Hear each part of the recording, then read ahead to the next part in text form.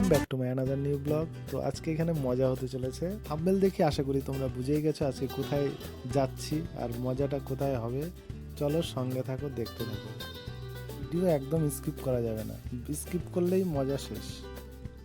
Room থেকে বেরিয়ে একদম সোজা হাঁটতে শুরু করছি নিউ দীঘা সি বিচের দিকে। তো দেখো ছেলেপেলে পুরা মুডে আছে, মজা করবে। আমরা এখন যেদিক দিয়ে যাচ্ছি এটা হচ্ছে নিউ দীঘা সি বিচের সবচেয়ে বড় মার্কেট। এটা দিনের বেলার দিকে মোটামুটি বন্ধই থাকে, কয়েকটা দোকান খোলা থাকে এবং যেই সন্ধ্যা গড়িয়ে আসে সব দোকানপাট খুলে যায়। নিউ দীঘা হলো পশ্চিমবঙ্গের অন্যতম জনপ্রিয় পর্যটন কেন্দ্র। দীঘা মূলত দুই ভাগে বিভক্ত, ওল্ড দীঘা এবং নিউ দীঘা। আপনি যদি সমুদ্রের বিশালতা আর আধুনিক সুযোগ সুবিধা মেলবন্ধন চান তবে নিউ দীঘা আপনার জন্য সেরা জায়গা। নিউ দীঘার সৈকত ওল্ড দীঘার তুলনায় অনেক বেশি প্রশস্ত এবং সমতল। এখানকার বালুকা বেলা অনেক বড় হওয়ায় পর্যটকরা স্বচ্ছন্দে হাঁটাচলা করতে পারে। জোয়ারের সময় জল অনেকটা কাছে চলে এলেও ভাটার সময় সমুদ্র অনেকটা পিছিয়ে যায়, যা সমুদ্রের ধারে সময় কাটানোর জন্য খুবই আদর্শ। এখন আমরা চলে যাব সমুদ্র সৈকতে স্পিড বোর্ডের মজা নিতে। আমরা এখন লাইফ জ্যাকেট পরে নিচ্ছি সবাই। এখন আর বেশি ভ্যাট বকবো না, এখন জাস্ট মজা হবে। দেখো কি রগর হচ্ছে, খালি দেখতে থাকো।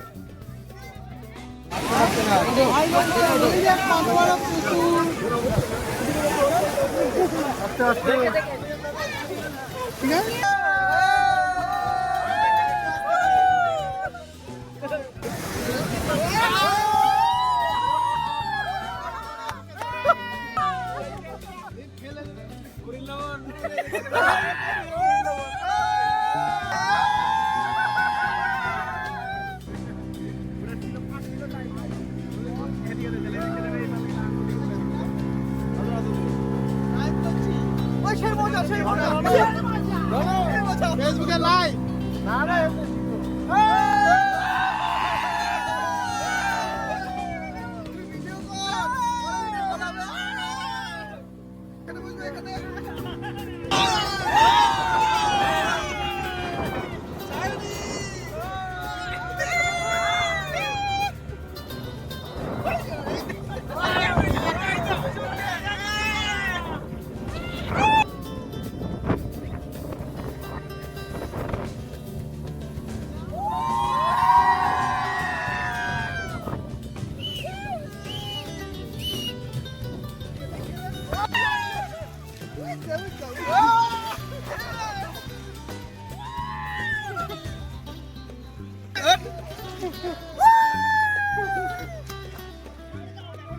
ছবি তুলি।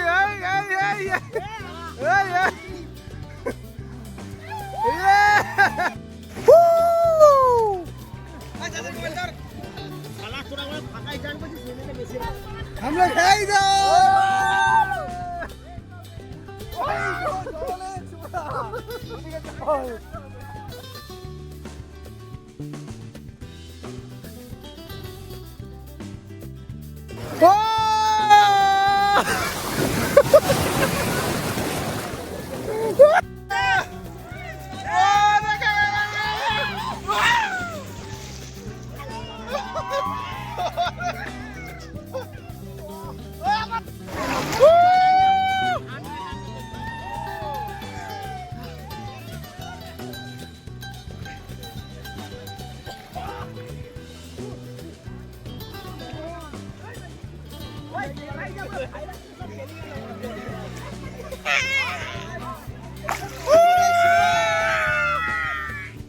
সমুদ্র সৈকতে কাটানো এই মুহূর্তগুলো তোমাদের কেমন লাগলো অবশ্যই কমেন্ট করে যাবে। আর ভিডিওটি ভালো লাগলে অবশ্যই লাইক, কমেন্ট এবং শেয়ার করতে ভুলবে না।